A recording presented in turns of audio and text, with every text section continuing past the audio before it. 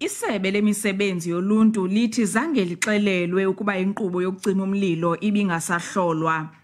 Lithi yinkonzo yomlilo nohlangulo yesixeko saseKapa ebihlola ePhalamende phambi kokuba kubanjwe intetho engobume yesizwe. Kodwa bekungacaci ukuba inkqubo yokucima umlilo yagqityelwa ukuhlolwa ngo-2017. Ngokwesebe, inkqubo yokucima umlilo kunye nokuhlangulwa ibihlolwa minyaka le.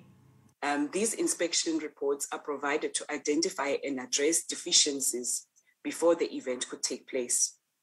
Now we have to also, we've put a note in this presentation to say the overdue servicing of the sprinkler system was not raised in the 2020 and the 2021 Cape Town Fire Department pre-sonar reports.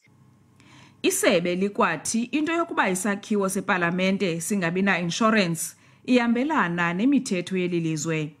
Ithi ngabaqulunqi mthetho ekufanele ukuba benze izihlomelo ezifunekayo.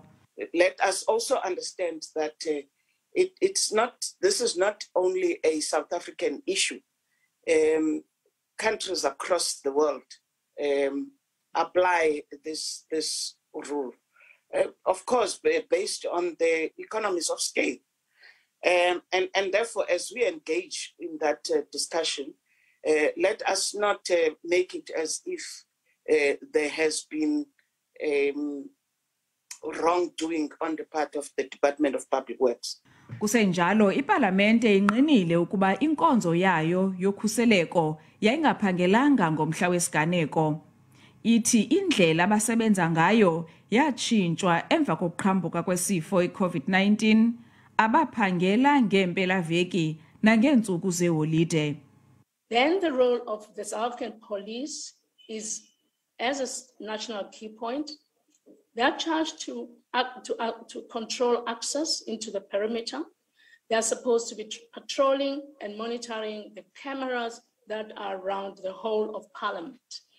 As indicated, I think in an earlier report that indeed we have 300 cameras and even more. Some are digital, some are analog. Amanye amalungu ePhalamende avakalise ukothuka esithi zangaxelelwe ukuba abakhuseli bePhalamende baphangela ngeentsuku zeveki kuphela. Abanye bathi inkonzo yomlilo nohlangulo yesixeko saseKapa fanele ibizwe izokuthetha ngengxelo yayo. Dinglulama Matya wendaba ze-SABC ePhalamende eKapa.